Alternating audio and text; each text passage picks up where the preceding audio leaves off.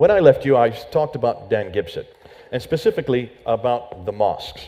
And as I said before the break, Dan Gibson is the first one, in fact, the only one to have gone to all the mosques. That's what any historian should do. That's what any archaeologist should do. They should go to the place that they're investigating. Am I correct? Yet he's the only one that's done this. No Muslim has done what he's done. And that's why it's important that we look and see what he has researched and his conclusion. He spent 25 years going from mosque to mosque to mosque because he saw that there were these geographical problems. He saw the difficulty with Mecca. So he wanted to find out where these earliest mosques were pointing to. Where are they pointing to Mecca? Since Mecca was not referred to until 741, since there's no place in the Quran that really fits Mecca, he wanted to see, well, then what were these people praying to? Now, what did he do? Well, to understand what he did, he looked at the Qiblas, but to find out the Qibla wall is not too hard to find out. Now, many of these mosques have been destroyed and rebuilt, but all of them do have floor plans, and they're still there. And many of the mosques that he looked at, about 65 of them, are still, their original structure is still there. They're still intact. So the Qibla wall, the longest wall, is the wall that would be facing the direction of the sanctuary. And what he did, he then used advanced thermal emission and reflection radiometers, which is aster satellites, the most exact way to find the exact coordinates as to the direction they were going. Muslims have labeled him and said that all he used was Google Earth. Listen, you and I use Google Earth, but he does not use Google Earth. The problem with Google Earth, it doesn't take into consideration the curvature of the Earth. But aster does, and that's why it's so specific, and that's why it had to be used to find these coordinates. He also looked at the tools. Now, to understand the tools he used, you can go up onto his website. I won't unpack it today. For those of you who are looking at the YouTube and certainly looking at the film, you can actually stop this and look and see exactly what is on it. Because he has described all the tools he used on his site. And if you go up to YouTube, go to if you go up to internet, go to http://thesacredcity.ca. CA is for Canada. Take a look at the tools he used, and you will see he answers every one of the critiques there. One of the criticisms that has come up over and over again is that many of these mosques, because of the fact they're not directed in one direction, they're directed all over the place, that they were following the solstice lines. So in all of his latest pictures, he has put the solstice lines in every one of them to show you that none of them follow the solstice lines. This is absolutely fraudulent, and the Muslims who are trying to say this have not done their own work. They don't follow the solstice lines at all. When he came to the earliest mosques, he noticed that there were problems, and here's a case in point. Let's take a look at this mosque here. This is called the Qiblatain Mosque, which is in Medina. The green line is the current Qibla, and the green line points straight south, which is pointing towards Mecca. But it's been known as the Qiblatain Mosque, which means the Mosque of Two Qiblas, built in 626. No one understood why it was called the Mosque of Two Qiblas until 1987, when they were doing some refurbishing and they started digging down to shear up the walls. As they came down, they came across this wall right here, which was the earlier Qibla wall. And that Qibla wall is facing almost the entirely opposite direction, where the red arrow goes. That then explained what the two Qiblas were. That's the earlier Qibla. The green line is the newer Qibla. But where was it pointing? Why was it pointing almost in the entirely opposite direction? Well, when you look at it on a map, you will see why. Take a look and see where it's pointing. Now, when it was first discovered, most people thought it was pointing to Jerusalem. But that's not where it was pointing. As Dan Gibson found by looking at other mosques, like this one here, the Great Mosque of Guangzhou, that's Canton, in China. Not too far from Hong Kong, where all the problems are happening right now. That's thousands of miles away. That mosque still exists. It still has its Qibla wall. He went there, he did his coordinates there, and guess what he found? That mosque is facing Petra. Follow the red line. It should be facing Mecca, the black line. But you're talking about thousands of miles away, it's facing directly towards Petra. He went to India, to the Charaman Juma Masjid in India, South and South India, and that was built in 629. Look at the dates, 629. Muhammad was still living. Muhammad didn't die till 632. So this is still while Muhammad was living. Here you have the Cherman Juma Mosque facing Petra.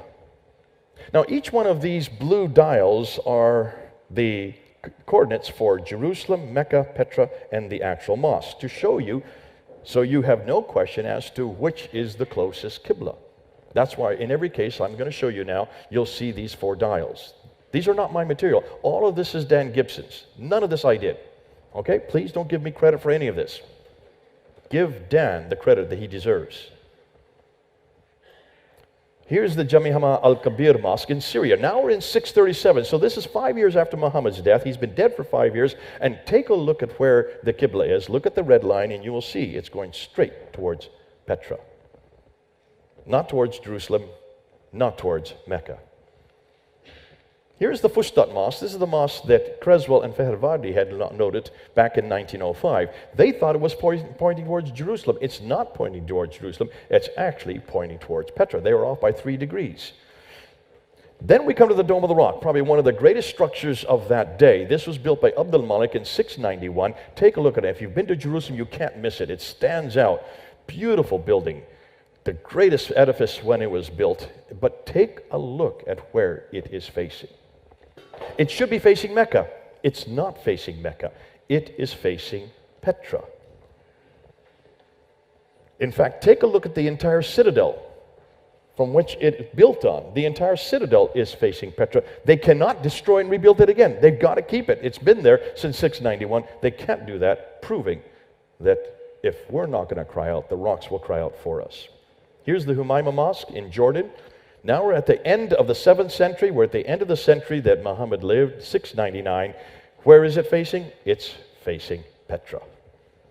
Now we go to another mosque in Jordan called the Amman Mosque. We're going to look at that one there. That one is 701. So we moved into the 8th century. Remember, the mosques were supposed to be canonized in 624. We're now in 701. Almost 80 years later, and it's still facing Petra. Down to Yemen, which is the other direction, we get the Grand Mosque in Sana'a in Yemen, 705. It's facing Petra. Coming back up to Israel, the Kirbat al-Minya Mosque in Israel, 706. It's facing Petra. The red line. Take a look at all these Qiblas. Let's bring them in. Coming as far away as from Sherman in India, Guangzhou in China. As we get closer, notice where all the Qiblas are coming to. Directly towards Petra. Can you see how specific they are?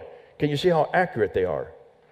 From all directions, not just one direction. They're coming from north, south, east, and west. And there you can see on the map, those are the ones we've looked at. Medina, Guangzhou, Cherman, Jami' Hama, Fustat, Dome of the Rock, Humayma, Amman, Grand Sana'a, and Kirbat al-Minya. And look at the countries. Medina would be Arabia, China, India, Syria, Egypt, Israel, Jordan, Yemen, and Israel again. All of them uniformly facing Petra. How accurate are they? Take a look.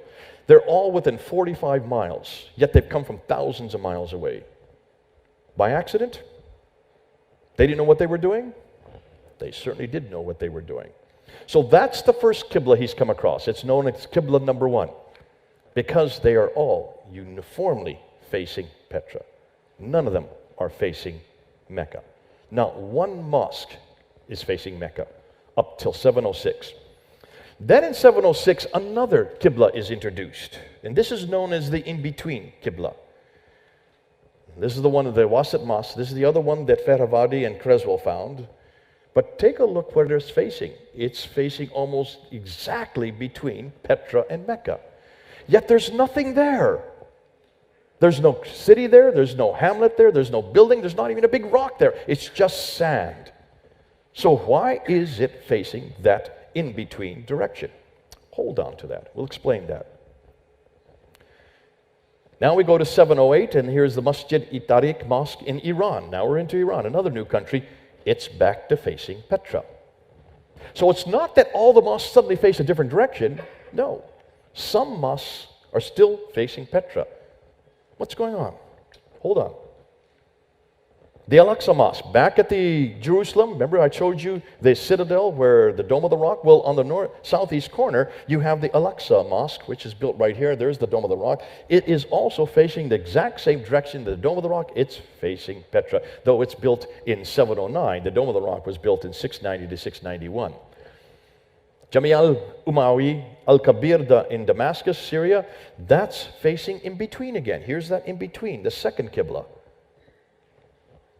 The Qiblat al-Masjar Mosque in Jericho in Israel, 714. Now we're well into the 8th century. It's facing Petra. Have you noticed we haven't found any mosque that's facing Mecca yet? The mosques were supposed to be all facing Mecca after 624. We're now into 714, and yet we haven't found one mosque that's facing Mecca. They're either facing Petra or somewhere in between. The Anjar Mosque in Lebanon, 714 again.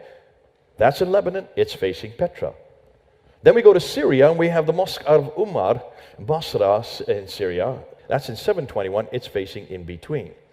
In Syria again, you get the Hayr al-Kharabi, Syria, 726. We're now 100 years after the canonization of the Qibla, which was in 624. We're over 100 years later, and still we haven't found a mosque that's facing Mecca until this one. This is the first mosque that is facing Mecca. And look where it is. It's in Pakistan. Banbor in Pakistan, of all places. So here is a third Qibla. The first Qibla is uniformly towards Petra up until 706. The between Qiblas were somewhere in between, which start in 706, but they end in 744. You'll see why. What is going on between 706 and 744? Hold on, we'll get to that. Now let's go back to Syria, because now we go to Syria, the Qasr al-Hayr al-Sharqi Mosque, 728, it's facing in between. And now we get to the Amman Citadel Mosque, Jordan. Remember, I've already showed you this one. Hold on a minute. This one is facing Mecca, but take a look at it closer. You will see the older mosque that I showed you in 701, it's facing Petra, right? When we get to this one up here in 730, it's facing Mecca. That's the newer mosque. There's the older mosque. Both are still standing. So something happened between 701 and 730 to change the direction. Ooh, I love that. When we get to North Africa, now we have Qibla number 4. Here is a fourth Qibla. Are you following me? What's the first Qibla? Petra. What's the second Qibla? In between. What's the third one? Mecca, finally. And the fourth one? Parallel lines. Can you remember those four? So now we're getting to a fourth Qibla, which is fascinating because these are all in North Africa and in Spain, and all of them are going parallel to the line between Petra and Mecca. They're all going roughly parallel. So something's happening here. Why are they doing that? There's nothing down there. There's a reason, and you'll see why. We get to the Baalbek Mosque in Lebanon, 740, and that's in between. And then the Mushta Mosque in Amman, Jordan, 743. We're halfway through the 8th century. It's back to Petra again. The Haran Mosque in Kufa in Iraq, 744, in between. And that's the last one that faces in between. So something happens in 744 that stops all the in-between mosques. Qibla. You'll see why. I know I'm desecrating this language. Excuse me for who are the Arab speakers, but I'm going to call it the Qasra Uqaydir Kufa, Iraq, 764. It's towards Mecca finally. The Ribat Fortress in Tunisia, remember what I said about all the North African ones? They are parallel. They are not towards Mecca. They are not towards Petra. They are parallel to that line. The Sahih Ramda Mosque in Bohar in Oman, 771. It's back towards Petra again. The Sumail Umani Mosque in Oman, 771 again. It's towards Petra. So there's still mosques facing Petra as late as the late 8th century. We get to the Raqqa Mosque. I didn't get this one right. 772. That is in between. So it wasn't just 744. And the Bibi Samarkand, Uzbekistan, 773. Most people thought it was Jerusalem. It's not Jerusalem. It's Petra. The Cordoba Mosque, there again in northern Africa, it's 784. It's parallel. And the Jami Uqba Ibn Nafi Kirwan Mosque in Tunisia, it's parallel because it's in northern Africa. So what's going on? Look at this graph here. All the Qiblas are facing towards Petra until 706. There was a confusion for the next 100 years. 17 face Petra, 8 are in between, 10 face Mecca, and 6 are parallel. The Qibla was not finalized towards Mecca until 876. That's the late 9th century, almost 250 years too late. So there's the Petran mosques. From 624 up until 772, they stop in 772. You have the in-between mosques from 706 till, here we say 772, actually it's 744, but there are still one or two that come after that. Then you have the Meccan mosques, which are start in 727, and they continue right up until today. In 876, every mosque then goes towards Mecca. And then you have the parallel mosques, which are not facing anywhere in Africa. They're actually paralleling the line between those. So, which Qibla is the most accurate? And what Muslims have answered, they say, well, the reason why this is so is because those who were doing the Qiblas before the Meccan Qiblas just didn't know their direction. They didn't know how to look right, left, east, or north. And that's why they are the most inaccurate. That is not the case. When they looked at all of the coordinates, they found that the Petra mosques, 17 of them, are 2.9 degrees within accuracy. The in-between are less than a degree off, 0.98. The Meccan mosques are the worst. They are the most inaccurate, 4.78 degree accuracy, and the parallel mosques are 3.5. So that whole theory has been thrown out. They actually got worse as they went on. So why were the early Arabs so accurate? What was going on here? Dan Gibson has found the answer. The reason they were so accurate is because they did not use mathematical equations like the later Arabs did in the 8th and 9th century. They used astronomy. They used the stars. They had to, because they were desert herders. They were nomadic. They went across thousands of miles, hundreds of miles at a time, with no roads. If they didn't know their direction, they would die. Otherwise, how would they find the next oasis? So what did they use? Well, they used what he calls the kamal, or as well known as a block of wood on a string, which measured how far up or down the knots on the string were by putting your finger on the horizon. And the more you went before it hit the northern star, before you reached the northern star, that's how many knots you were to go in that direction. For east and west, they actually used poetry. This is fascinating. They had about 32 stars that they could identify, the nomads. And they were known all along the compass where those stars were. And they would go so many feet or so many marches, so many times walking towards the east, towards, let's say, this star here, which is the Naka star. They would go so many times. And the way they would know how to get there is they would have poetry. And they would know how many times that poem needed to be recited before they had to stop and then turn direction and go to the next star, which would be, in this case, the Altir star. Then they had to go another piece of poetry, and they would do it by poetry. And that's why you see even today that the camel herders still are brilliant poets, because it helped them survive in the desert. Now, that was lost once roads were created. There was no reason to use them anymore once roads were created. And that's why the later Arabs never used poetry. They never used the stars. They were not astronomical, and that's why so many of their qiblas were inaccurate. But let's get back to Petra. What's the significance of Petra? Why Petra and not Mecca? How many people here have been to Petra? What did you notice there? Probably this.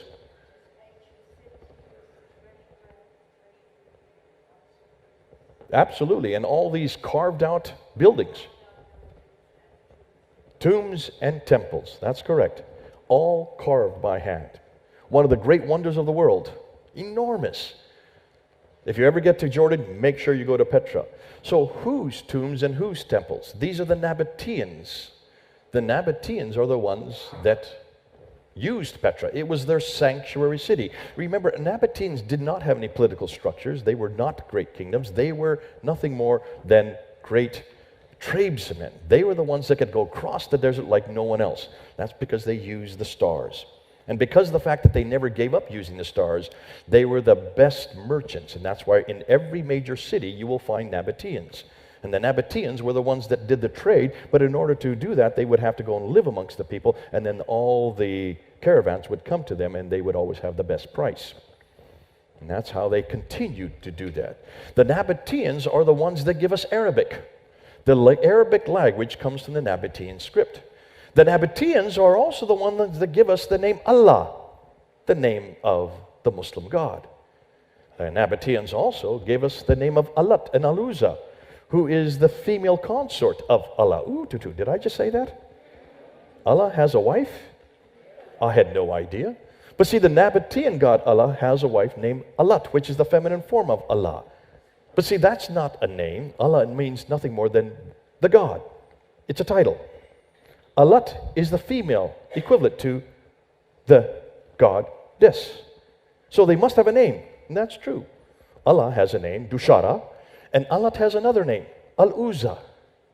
Now, have you heard of Allat and Al-Uzza before? You have if you read your Quran. Shame on you for not reading your Quran. Chapter 53, verse 19 and 20. The satanic verses made popular by Salman Rushdie. Allat, Al-Manat, and Al-Uzza. Two of the names are one goddess, who is the wife of Allah, which is an Abbatean god. You can find the temples of Dushara there in Petra. You can also find the temples of Allat there in Petra, and also Al-Uzza. That's why we have to go back to the Nabateans. We've got to understand what they're talking about. And when you go back to the Nabateans, why don't you start with Petra? Let's go back to Petra, and what do we find about it? Lo and behold, it's in a valley, and it has a parallel valley. Lo and behold, it has a stream going through it. Outside of the ruins is a pillar of salt. If there was any pillar of salt, it would be right outside of Petra. It has fields, it has trees, it has grass, it has fruit, it has clay and loam. It has olive trees. Everything we see in the Quran, where this prophet comes from, the city of the prophet, fits Petra. None of it fits Mecca. Can you then understand why when you read the Quran and you read all these geographical locations, you can see none of this could be in Mecca. It all has to be in Petra.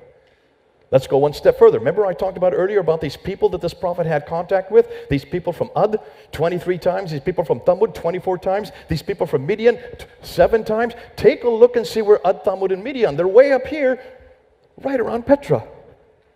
If he's going to have contact with them, of course he would, because they're right outside his city. No helicopter is needed, but you would if you're way down here in Mecca. So every one of the geographical locations fits Petra. Why is this significant? Well, let's review.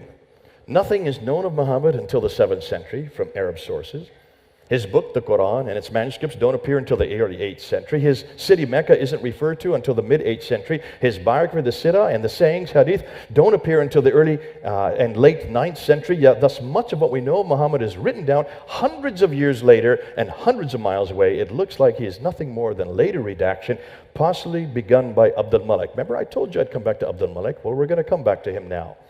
That's why people like Humphrey says, Islam and the Prophet's life as we know it was not derived from the 7th century, but evolved over a period of 200 to 300 years and then was redacted back onto the Prophet's life and compiled in the 9th century. So, the questions we have asked, why are there no Muslim sources for 200 years? Why do the claims they make not fit the 7th century historical record? Why are the geographical references so few and confusing? And why do they all seem to fit an area much further north?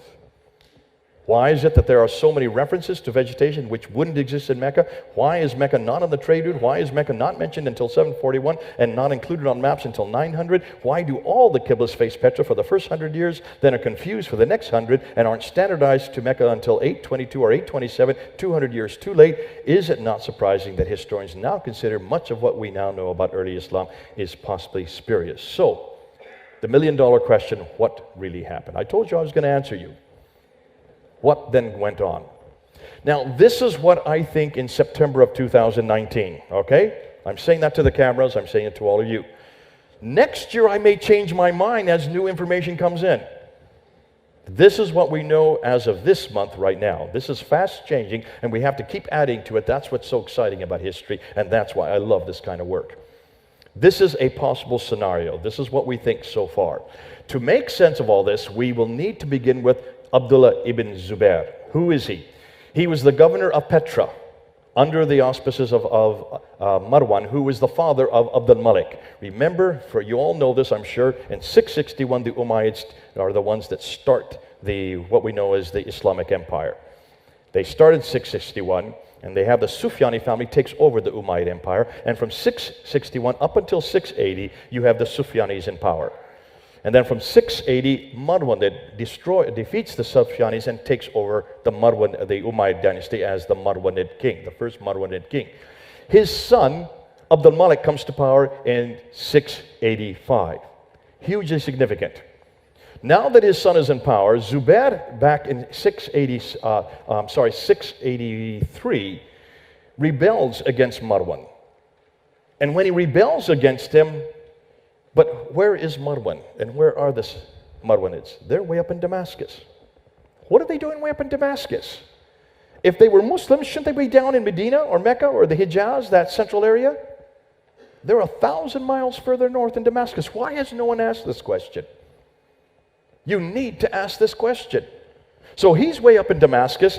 Zubair is there in Petra. He rebels against his master, and what he does, he grabs the black stone and shoots down south. Black stone, you've heard of that stone, haven't you? Where is the black stone today?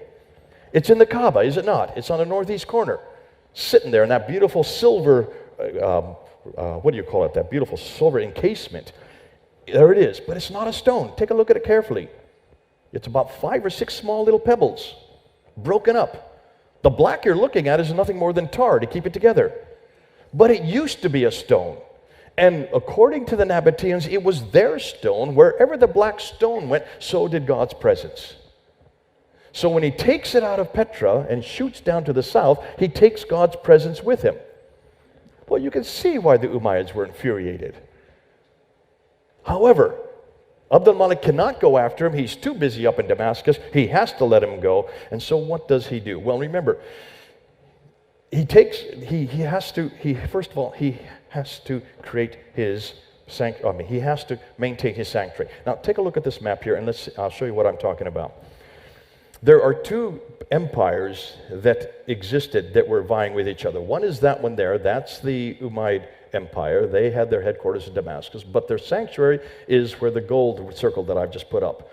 That is Petra.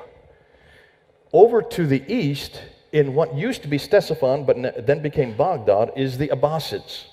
So you have the Umayyads here in Damascus, and you have the Abbasids over here in Baghdad.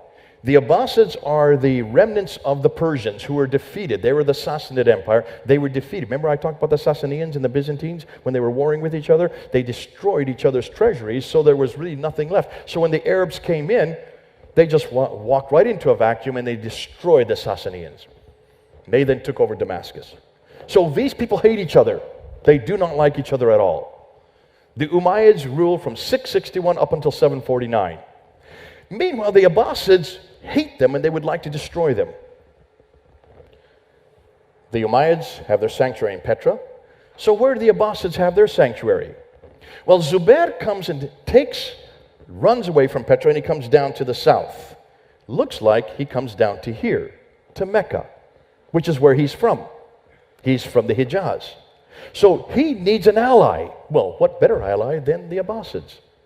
So he makes his alliance with the Abbasids, which means now they have another sanctuary, Mecca, while the Umayyads have this sanctuary, Petra. Are you starting to see what's going on? Are you starting to see why I'm putting this and why I'm showing you this? Hold on to that map, and now let's go back to Abdul Malik. Remember, by 652, these Arabs had taken over Basra, Baghdad, Damascus, Jerusalem, and Cairo. Then they start moving right across North Africa, and they take from Spain over here in the west all the way to India here in the east. Are you looking your direction? That whole swath of land is under their control. But they do not know how to rule cities because they're nomadic. They are out in the deserts on camels. They don't know how to rule the cities, so they need someone to help them to rule the cities. So who are they going to use? Well, they're going to use their cousins. Who are their cousins? Who are the other people that they trace back to Abraham? The Jews and the Christians. And the Jews and the Christians lived in cities. They were quite literate, so they used the Jews and Christians to run their cities for them. Meanwhile, they're conquering and destroying everything, and they're going right across Africa. They come over this side. You have the Sufyani family is up in Damascus. You now come to Marwan, and then you come to Abdul Malik. So now they've been in power for 40 years. And Abdul Malik suddenly realizes that everything he's depended on are the Jews and the Christians. But here's the problem. The Jews and the Christians have a prophetic line, do they not? From Abraham through Isaac. The Arabs have no prophetic line. The Jews and the Christians have revelation. They have a scripture. The Jews have the Old Testament. The Christians have the New Testament. The Arabs have no scripture. Yet they are the superpower of the day. And Abdul Malik knows that. And he knows that he now controls all these cities. He has the Christians and the Jews working for him, yet he has no Arab identity. How do you create an Arab identity that can compete with the Jews and the Christians? Well, you don't have to worry about the Jews so much because they're a small group. The people you really have to worry about are the other big superpower, which are the Byzantines. They're Christian. So you're going to have to compete with the Christians. What do? Well, the first thing you do is build a building. And that's what he did. He builds this great structure. But he doesn't build in Damascus where he's living. He doesn't build it in Mecca or Medina. You would think he would build it there if it's his own sanctuary. Obviously, his sanctuary wasn't down there. He doesn't build it in Petra. He sticks it in the middle of Jerusalem. Why in Jerusalem, of all places? Well, who points towards Jerusalem? Who worships towards Jerusalem? There's the Dome of the Rock, the greatest structure of its day, still amazing even today. The reason he puts it in Jerusalem is because of this church, the Church of the Sepulchre, which is the sanctuary for the Byzantine Christians. And look and see where he places his building. He puts it above it on the mountain, looking down onto it. So this is a one-upmanship. It's bigger than the Church of Sepulchre. It's right there where the Jews and Christians see as their sanctuary, and he places this huge structure using Byzantine architecture. Later on, his son then builds this building, the Al-Aqsa. But let's go back to the Dome of the Rock, hugely significant. It employs the same Byzantine architecture, but much larger and more prominent. It sits above the Church of the Holy Sepulchre. It is situated in the holiest city of the Jews and the Christians. That's why it's not in Damascus or Mecca. Muslims say, if you ask them today why that building is there, they will always tell you it's because of the Miraj, where Muhammad went up to the seven heavens. That's why it's there. It's the third most holy shrine in Islam. If that were the case, then something should have been written about the Miraj on the building. Am I correct? So let's go look at the building and let's see what we now find. Now, to do that, you have to go to the only original part, which are these two ambulatories. This one and that one, where the two green arrows are coming to. That's the only original part of the Dome of the Rock, because it's been destroyed and rebuilt 11 times. So that's going back to 691. And to look at those ambulatories, you need to look at the Arabic that's on them. You need to go to where those green arrows are going to. This is the Arabic. The inscriptions are there. Those are the original inscriptions. This is the first Quranic material we can find anywhere in the world. This is the first Quranic material that we can find. And it's written on the Dome of the Rock. Look and see what they say. There is nothing about the Miraj. There's nothing about Muhammad going to the seven heavens. So what do they say? Well, you see chapter 4, verse 171 on the Dome of the Rock. O people of the Scripture, who's that? That's us. Do not exaggerate in your religion, nor utter aught concerning Allah, save the truth. The Messiah, Jesus, the Son of Mary, was only a messenger of Allah, and his word which he conveyed unto Mary, and a spirit from him. So believe in Allah and his messenger, and say not three, cease. It is better for you, Allah is only one God, for is it removed from his transcendent majesty that he should have a son. Who is that against? That's against Jesus. That's against the Trinity. That's against his divinity, and that's against his sonship. That's attacking directly Jesus. Am I correct? Surah 17, ayah 111. Praise be to God, who hath not taken unto him a son. There again, attacking the sonship of Jesus Christ, and who hath no partner, attacking that Jesus would be the partner of God, from chapter 5, verse 72, in the sovereignty, nor hath he any protecting friend through dependence. And then they introduce Surah 112. There is no God but God. There's the beginning of the Shahada, right? That's the first part of the Shahada. La ilaha illallah. He has no associate, again attacking Jesus, saying he is God, the one God, the eternal besought of all. He begetteth not, nor was begotten. That's attacking John 3:16. And there is none comparable to him. And now we get the second part of the Shahada, and Muhammad is the messenger of God. Now Muhammad is introduced. So here you have this structure that's attacking Jesus Christ, our Lord, his sonship, his divinity, the Trinity, all of which are on that first building that was good. Can you see what it is? It's basically Abdul Malik is creating this building to attack Byzantine Christianity, to attack us at our foundation. Because without the divinity of Jesus, without the Trinity, without his sonship, without the fact that he was begotten, what are we? Who do we have? Hugely significant. Why have people not looked at this? Now, while he does that, you have to look at the Caliphal Protocol. These are the official documents that begin with the Sufyani period. Dr. Yehuda Neville, in his book, talks about it, and he goes through these documents, and he notices that all the way up from the Sufyani period up until 680, when Marwan comes to power in 680, up until 685, all of the Caliphal Protocols begin with a Bismillah, but it's not the Bismillah we have in the Quran, in the Fatiha in the first verse. It is not Bismillah al-Rahman al-Rahim. That is not in any of these Caliphal Protocols. Until you get to 691. In 691, the Bismillah suddenly changes to Bismillah al-Rahman al-Rahim, and then you get the Shahada. Then Muhammad is introduced along with Allah. The same year that he builds the Dome of the Rock, he also changes these protocols. And from 691 overnight, every one of the protocols then begin with the Bismillah, including the Shahada. Muhammad is first introduced on the Dome of the Rock. He's then introduced on the Caliphal Protocols. And then he does this. You have the coins. And remember, the Arabs were dependent on the Byzantine, what we know as the Byzantine dinar, which is over here. But take a look. The Byzantine dinar has an emperor on the front, right? And then it has the Byzantine cross on the back side of the coin. All of the Sufyani caliphs, including Marwan himself, then introduced this coin, the dirham. The dirham continues with the same, instead of the emperor, it now has the caliph. Hold on a minute, I thought Muslims couldn't have images. Am I correct? So what's an image doing on the coin? Obviously, images were not important. Images had not become a problem that early. On the back side, you can see the Byzantine cross again.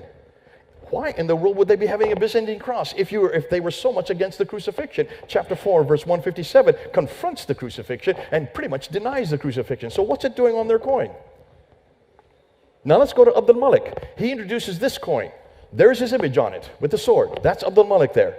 He introduces this one in 685, and he continues it up until 692, including the Byzantine cross on the back.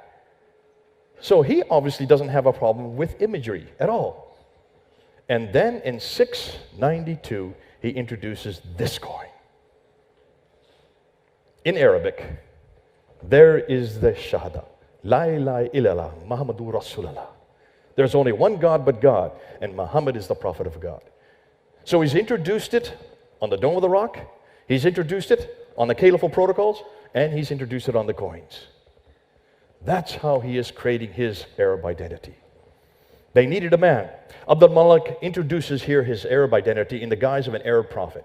Beginning with the Dome of the Rock in 691, it's larger than any other non-Arab structure. It's facing the Arab sanctuary Petra. It incorporates inscriptions against Byzantine Christianity. It introduces their faith called Islam. It introduces their people called Muslim. It introduces the prophet Muhammad is introduced on the Dome of the Rock. In the Caliphal Protocols, they change overnight in 691, introducing Muhammad there as well. And then in 692, he introduces the new coin, replaces the images with Arabic script, introduces the Shahada on these coins, including Muhammad's name. Therefore, they now have the man. But then every man, every prophet has to have a revelation. Where's the book? Well, we're going to see this tomorrow. I'm going to not stay too much time with this because I really want to see what you're going to see the answer to this tomorrow. Because what we now know is we have no Quran at all before Abdul Malik. And it's only his son that the Qurans are introduced with. And not any of them are the same. And not any of them are the same as the Quran we have today. Ooh, I love that. Makes my job so easy. So he has the man.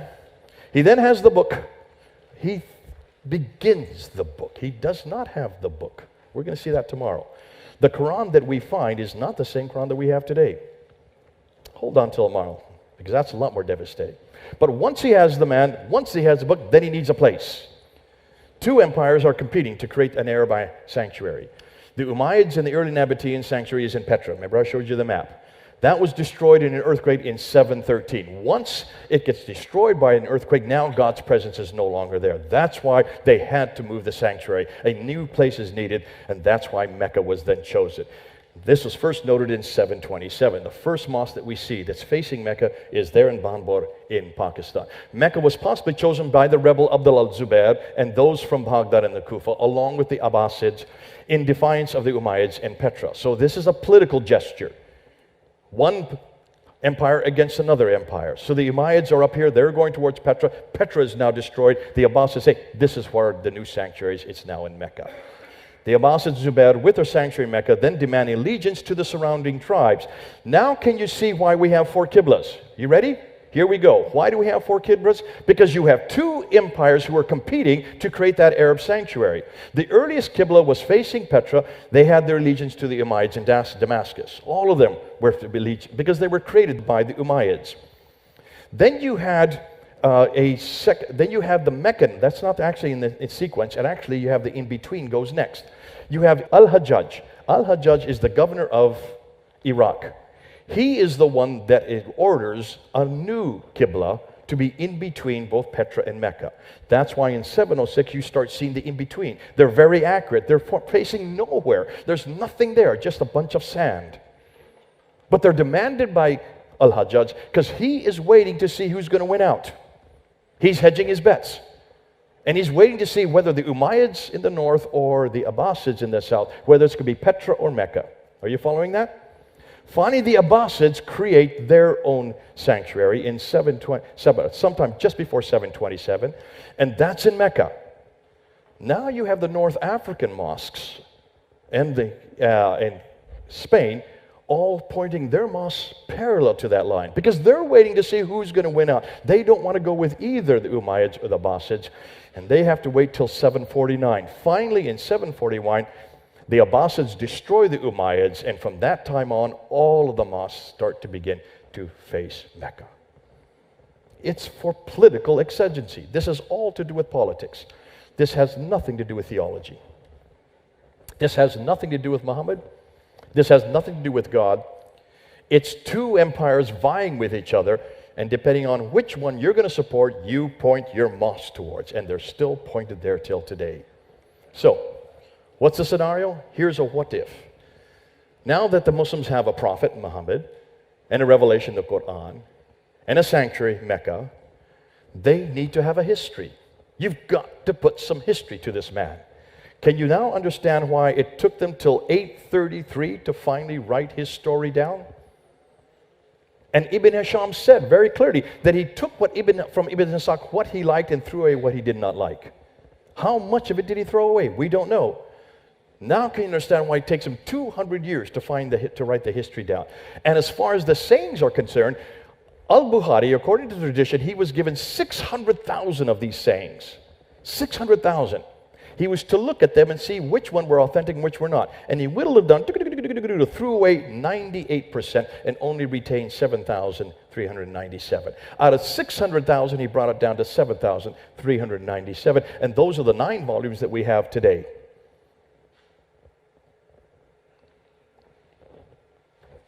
They have the Sirah, they have his sayings, and that's why the tafsir finally don't even begin to be written until the 10th century. So by the 9th and 10th century, they now have the book, the man, the place, and the story. And a new religion is formed and growing. Yet not within a mere 22 years, but evolving over 200 to 300 years. Isn't that what the historians are now concluding?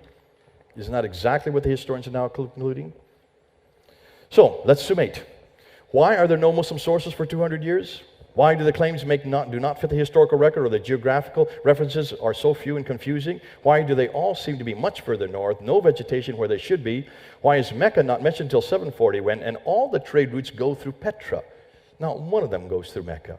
Why do all the Qiblas face Petra for the first 100 years, then are confused for the next 100? Why is Abdul Malik's role, what is Abdul's role in this, and does a nation Islam really begin with him? So, if that is the case, what we now must conclude is, when we conclude that Islam is nothing more than a later redaction possibly begun by Abdul Malik, then continued by his descendants, proving Muhammad had nothing to do with the Quran, therefore, so who is he and what's his importance? They've got the wrong man at the wrong place doing the wrong thing at the wrong time. What about Jesus? We know where Jesus was born, in Bethlehem. We know where Jesus grew up, in Nazareth. We know where Jesus died and when, in Jerusalem. We know what Jesus did for the last 3 years of his life. We know this all from eyewitness accounts, Matthew and John. We know this also from hostile accounts like Thallus, Tacitus, Josephus. One was a Greek, the other was a Roman, the other was a Jew. None of them liked Christians, and yet they all talked about Jesus Christ. We know when they were written, between 50 to 60 years, and we know that few doubt his history, which means we have the right man at the right place doing the right thing at the right time. Isn't that great?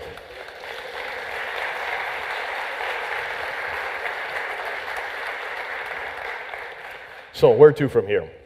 Historians set the stage, we move it on.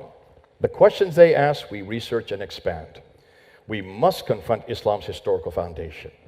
We must challenge Muhammad and the Quran.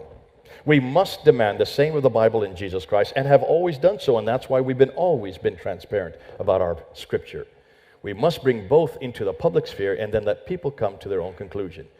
Why? Because similar historical questions have already all been asked of Christianity and answered. We need to make and bring our Muslim friends home.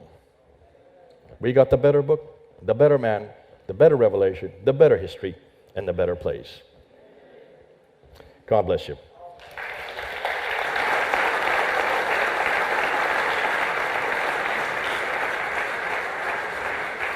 Now, we did say that we would have some questions, so I think there are, if you could tell me, Gabriel, where the mics are. Here and here. If people want to come up and ask questions, we will put them into the mic, and then we'll try to answer them as best we can. We'll do about maybe 5 or 6 questions, and then we'll call it for evening, because I see it's already 9 o'clock. Any questions? That's the first question, Jay. Is just a question on, are you basically saying that there was a religion, a Nabatean religion, worshipping towards Petra that was later Islamicized? Is that effectively? Exactly. So when you look and ask, and that's a good question, were the Nabateans the precursors to Islam? Absolutely. Were they already worshiping, not so much worshiping, it was more that was their sanctuary. They would not have the same view of God, though they have temples to Dushara and to Alat and Aluza. So certainly the temples are there. What we do know is that those earlier, the earliest mosque means a place to bow your head or towards, were all facing Petra. So when the Umayyads take over in 661, they just continue that tradition. But remember, 661, Muhammad was dead by 632, 30 years after Muhammad's death. And 624 was, according to the traditions, written in the 9th century, is when the Qibla was canonized. We're now in 661, when all these mosques start to appear. They're all facing Petra. They should have been for 40 years by that time facing Mecca. Not one faces Mecca. From 624, they should all. So they did not know about Mecca. There was no Mecca, because for them, they were all Umayyads, and all the Umayyads faced Petra. That's why when finally Petra is destroyed, first of all by earthquakes, they had to then create a new one, and that's where the Abbasids then appoint their one in Mecca. The first one we have is 727. 100 years later. Yeah. Hello, thank you for a wonderful talk. What are Muslims actually taught about Islam, do you think? I'm sorry? What are Muslims actually taught about their religion, Islam? What do they understand? What do Muslims understand about all this? Yeah. None of this they're taught. And remember, this has all been coming out in the last 10 years. Everything they're taught is what I said at almost the first slide. If you look at that first slide, I showed the classical account. But isn't that the same thing you've been taught? Isn't that the same thing we're all taught? Have you noticed we all have followed that narrative? And there's been no reason not to follow that narrative, because nobody's ever questioned this material. We were with Dr. Tom Holland last night, and when asked the question, what about your book on In the Shadow of the Sword? He said, you know, every book that I write takes about 3 years to write, to research and then write it. When I came to Islam, it took him 6 years to write that one. And the reason why is because there was nothing to go on. He was told about that. In fact, I told him about that you're not going to find any sources. And it's true, there's nothing written in that first period. There's nothing written in the next century. It's not till the 9th century that you can even take and find out what's written about this man, Muhammad. So because of that, this new material that we're now introducing tonight, it's not the first time I've introduced this. I've introduced it here at KT back in 2016. This is not new, but the conclusions we're coming to, that is new. Because we're going to have to keep revising our conclusions as we find out more material.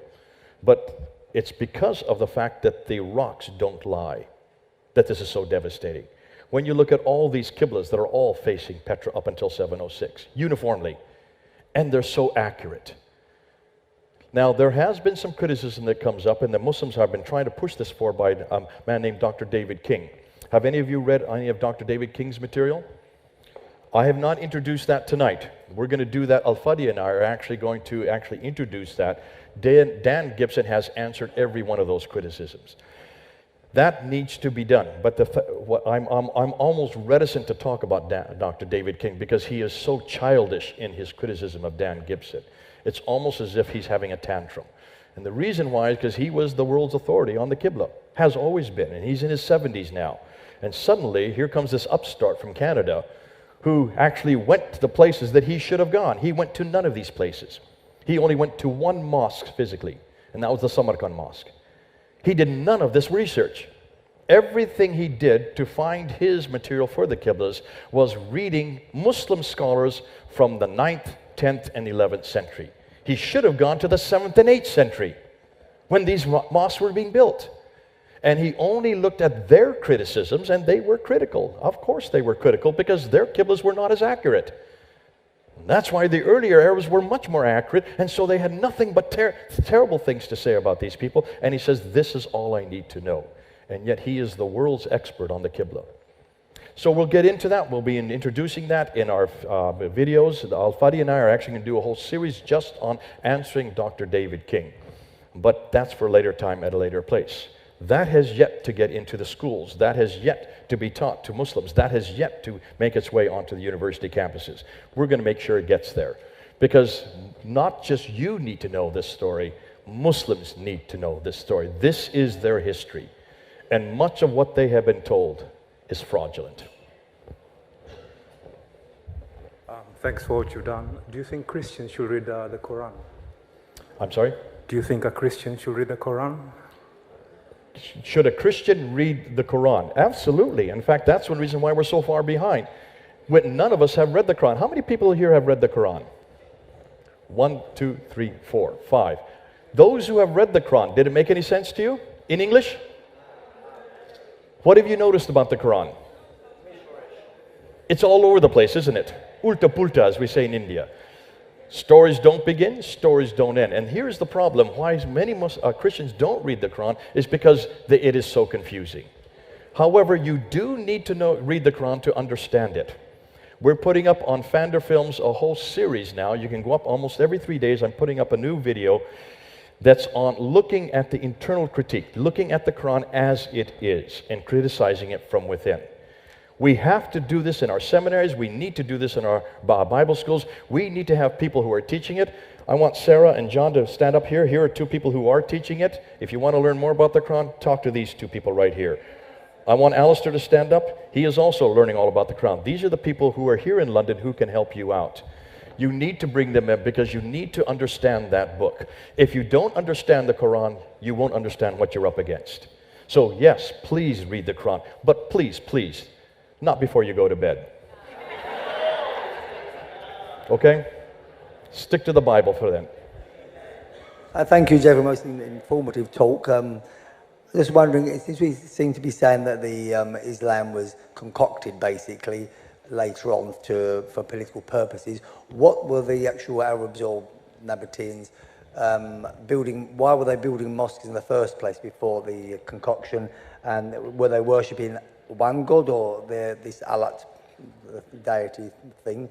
And also, why were the mosques being built before the concoction, and what were they actually worshipping? Okay, and this is the Nabatean precedents. What are you going to do with the Nabateans? On the Fander course, we have a whole lecture just on that question that we do in November. So if you really want to know it, go find our lecture. Sign up. But the Nabateans were, as I said earlier, they were camel herders. They were tradesmen. They were the best tradesmen in that whole part of the world because they were the only ones that could cross the desert and make their way and survive. And so all of the other empires used them to do all their trading for them. Now, they needed a place where they could come to die and a place that they could come to worship. And that's why Petra was chosen. So yes, you do find the Nabateans have those beautiful rock structures carved out of sheer by hand of tombs and temples. They didn't have a political entity themselves, so they had no political capital. But every family would have its family tomb. And so though you may die in another place, your body is brought to be buried there. So they had the temples there. Now that means that they saw it as the sanctuary of their religion. And that's why you find mosques or temples that were in all these far-reaching places. Once Islam was introduced by Abdul Malik, at that time then, remember he didn't introduce, there was no Muslims, there was no Islam. We don't know of, we do have references to Muhammad, two at least, and we do know that he was a warrior, but there's no, in any of the inscriptions about him from outside sources, they mention that he is a warrior. They don't mention anything about the fact that he's a Muslim, nothing about the fact that there was a religion called Islam that he followed, nothing about the fact that there was a Quran that he received. Can you see there? And nor that he lived in Mecca. None of these are referenced. That only comes much, much later.